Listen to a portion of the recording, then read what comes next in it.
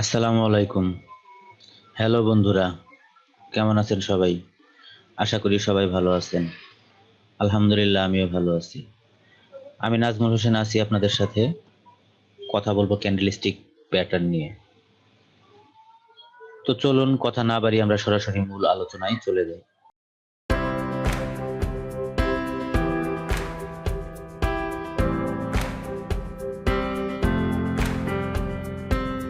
তো আজকে আমাদের আলোচনার বিষয় হলো bullish engulfing. Bullish engulfing pattern নিয়ে আমরা আজকে আলোচনা করব। এটা হচ্ছে আমাদের বুলিশ এঙ্গালফিং। প্রিভিয়াস রেড ক্যান্ডেলটার ডাবল কখনোই হওয়া যাবে না আমাদের। পরের ক্যান্ডেলটা কিরকম? অনেক সময় আমরা দেখতে পাই এটা হচ্ছে আমাদের রেড ক্যান্ডেল, তারপরের গ্রিন ক্যান্ডেলটা আমাদের অনেক বড়। এটা কিন্তু আমাদের কখনোই অ্যাঙ্গাল্প না। হ্যাঁ, এটাও এটাকে ঢেকে ফেলছে। অ্যাঙ্গাল্প অর্থ হচ্ছে ঢেকে ফেলা। এটাও এই গ্রিন ক্যান্ডেলটাও এই রেড ক্যান্ডেলকে ঢেকে ফেলছে। কিন্তু এই রেড ক্যান্ডেলটা আমাদের গ্রিন ক্যান্ডেলের 50% লেভেলের নিচে।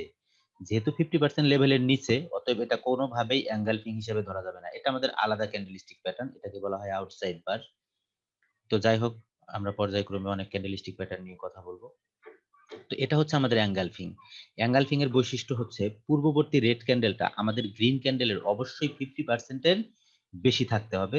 তবেই আমরা এটাকে অ্যাঙ্গালফিং হিসেবে কাউন্ট করব। তাছাড়া এটাকে আমরা অ্যাঙ্গালফিং হিসেবে কাউন্ট করব না। তবে রেড ক্যান্ডেলটা যদি আমাদের গ্রিন ক্যান্ডেলের 50% এর বেশি হয়, অর্থাৎ 70 থেকে 80% যদি হয়, সেটা হচ্ছে আমাদের জন্য অলওয়েজ বেটার।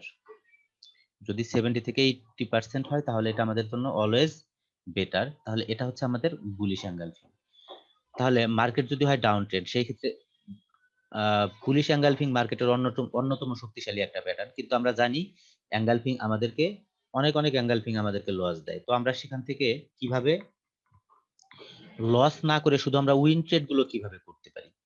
এটা হচ্ছে আপনার যখন লস কমে যাবে তখন আপনার উইনিং রেশিও এমনিতেই বেড়ে যাবে। তো মার্কেট যদি হয় ডাউন ট্রেন্ড, তখন আমরা বুলিশ প্যাটার্ন গুলোতে সাধারণত ট্রেড করতে ট্রাই করব না। এটা হচ্ছে আমাদের কি লেভেল, এবং এই শ্যাডো লেভেলটা হচ্ছে আমাদের কি লেভেল। তো এই দুইটা হচ্ছে আমাদের কি লেভেল। তো মার্কেট যদি হয় আমাদের ডাউন ট্রেন্ড, তাহলে আমরা ওয়েট করব এঙ্গালফিং এর পরে একটা রিট্রেসমেন্ট ক্যান্ডেলের জন্য। রিট্রেসমেন্ট ক্যান্ডেলটা যদি হয় আমাদের এভাবে, যে প্রথম রেড ক্যান্ডেলটা আমাদের এভাবে হয়েছে, এভাবে হওয়ার পরে আমরা কিন্তু নেক্সট ক্যান্ডেল আপের জন্য এখান থেকে ট্রেড নিতে পারি। আমরা কিন্তু নেক্সট ক্যান্ডেল আপের জন্য এখানে ট্রেড নিতে পারি।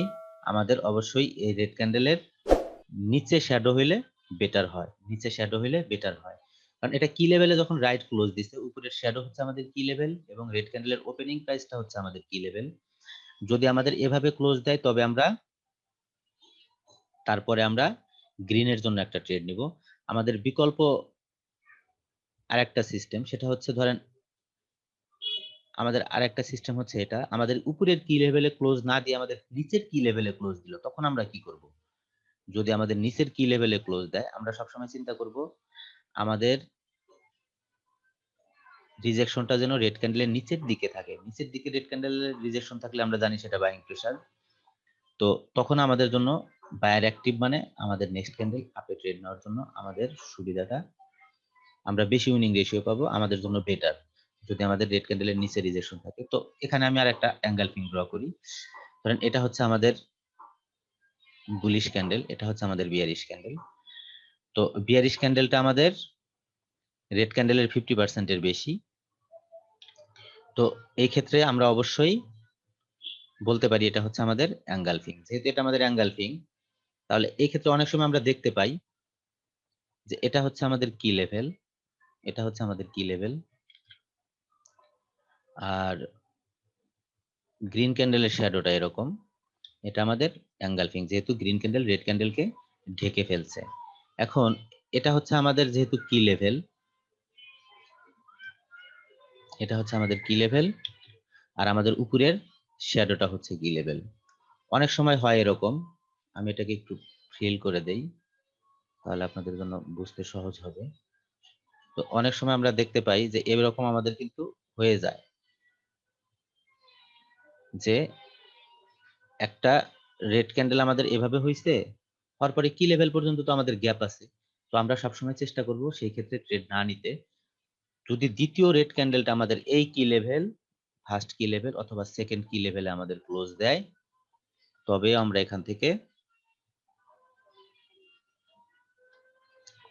ট্রেড নিতে পারি, তবেও আমরা এখান থেকে আপের জন্য একটা ট্রেড নিতে পারি। আমাদের দুইটা ক্যান্ডেলে যদি আমাদের কি লেভেলের গ্যাপ ফিল আপ করে দেয়, সেই ক্ষেত্রেও আমরা তৃতীয় ক্যান্ডেলে আপের জন্য অনায়াসে একটা ট্রেড নিতে পারি। তো আমরা একটা ক্যান্ডেল রিট্রেসমেন্ট হলেও নিতে পারি, আমরা দুইটা ক্যান্ডেল রিট্রেসমেন্ট হলেও নিতে পারি। তো অনেক সময় আমাদের এঙ্গালফিং রিট্রেসমেন্ট দেয় না, তো কখন আমাদের রিট্রেসমেন্ট দেয় না, তো সেই বিষয়টা আমরা দেখব। আমরা দেখলাম এটা হচ্ছে আমাদের ডাউন ট্রেন্ডের ক্ষেত্রে মার্কেট যদি রিট্রেসমেন্ট দেয় তাহলে আমরা ট্রেড করব, আদারওয়াইজ আমরা ট্রেড করব না। কারণ ডাউন ট্রেন্ডে আমরা সবসময় বিয়ারিশ প্যাটার্ন গুলো খুঁজবো, বুলিশ প্যাটার্নে আমরা রিট্রেসমেন্ট ক্যান্ডেল ছাড়া কোনোভাবেই ট্রেড করব না। মার্কেট যদি হয় ডাউন ট্রেন্ড, আমরা ট্রেন্ডের এগেইনস্টে সাধারণত ট্রেড করতেই চাইবো না, যদিও আমরা করি তাহলে আমরা রিট্রেসমেন্ট ক্যান্ডেল নিয়ে তারপরে করব। তো আপ ট্রেন্ডে যদি হয় আমাদের এরকম যে মার্কেট হচ্ছে আমাদের আপ ট্রেন্ড, এটা হচ্ছে আমাদের ইম্পালস ওয়েভ, এটা হচ্ছে আমাদের কারেক্টিভ ওয়েভ, তারপরে হচ্ছে আমাদের ইম্পালস ওয়েভ, তারপরে হচ্ছে আমাদের কারেক্টিভ ওয়েভ। এখন এরকম সিচুয়েশন যদি হয়, এখানে যদি কোনো রেড ক্যান্ডেল হয় এইভাবে, যেখানে একটা রেড ক্যান্ডেল হয়েছে এভাবে, তারপরে হচ্ছে আমাদের একটা বুলিশ ক্যান্ডেল, যে বুলিশ ক্যান্ডেলটা আমাদের রেড ক্যান্ডেলকে এনগালফ করছে অর্থাৎ ঢেকে ফেলছে, তাহলে এটা আমাদের বুলিশ এনগালফিং। তো এটা যদি আমাদের বুলিশ এনগালফিং হয়, আমরা এখান থেকে নেক্সট ক্যান্ডেল আপের জন্য ট্রেড নিব। এখান থেকে আমরা নেক্সট ক্যান্ডেল আপের জন্য ট্রেড নিব। কেন? যেহেতু আমাদের এই লেভেল পর্যন্ত একটা গ্যাপ আছে এবং এই লেভেলের উপরে, আর এই লেভেলের উপরে যদি হয় কারেক্টিভ ওয়েভের উপরে যদি হয় নেক্সট কারেক্টিভ ওয়েভ, তাহলে মার্কেট সাধারণত আপ কন্টিনিউ করবে, এটা আমরা ধরে নিব। আর আমরা কনফার্মেশনটা কিভাবে নিব? যখন আমাদের বুলিশ প্যাটার্ন হবে তখন আমরা এখান থেকে আপের জন্য একটা ট্রেড নিব। এটা হচ্ছে আমাদের বুলিশ কনফার্মেশন।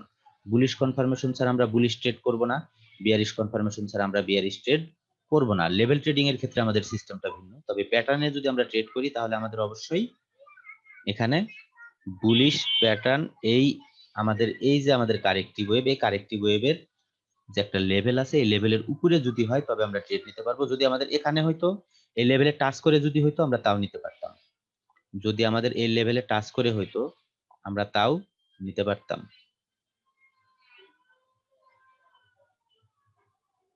এখান থেকে আমরা একটা আপে ট্রেড নিতে পারতাম যদি এই লেভেলে টাচ করে হতো। এখানে না হয়ে আমাদের এইখানে হতে পারতো, এখানে হতে পারতো, আমাদের এখানেও হতে পারতো।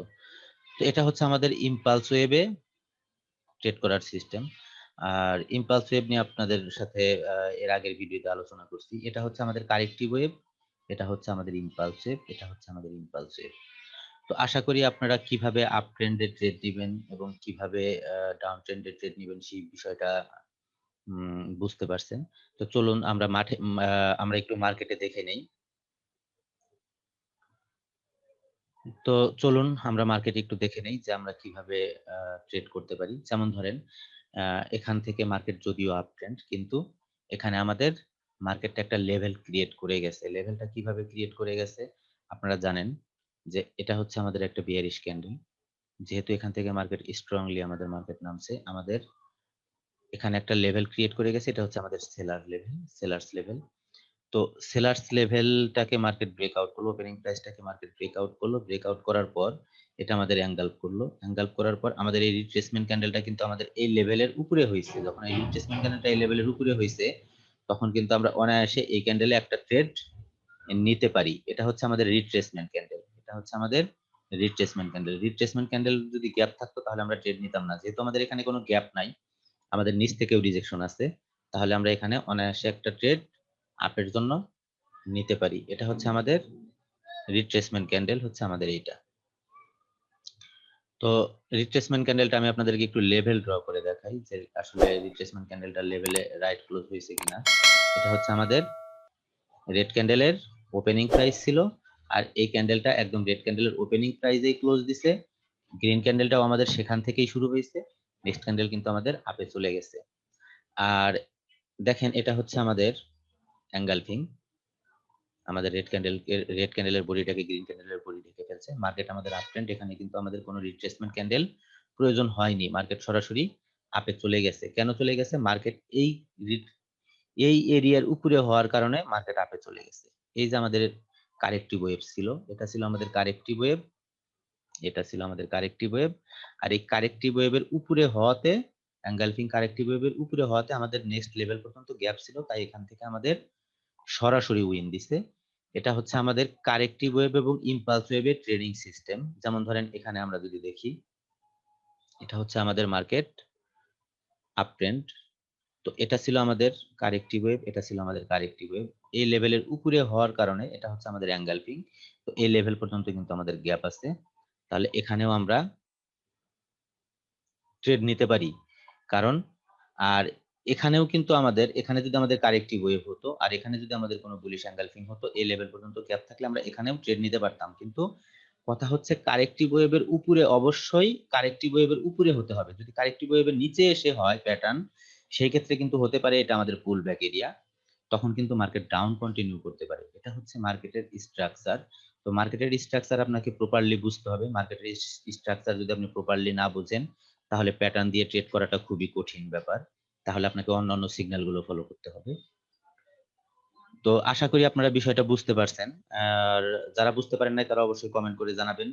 তো আজকে এই পর্যন্তই। ভালো থাকবেন সবাই। আল্লাহ হাফেজ।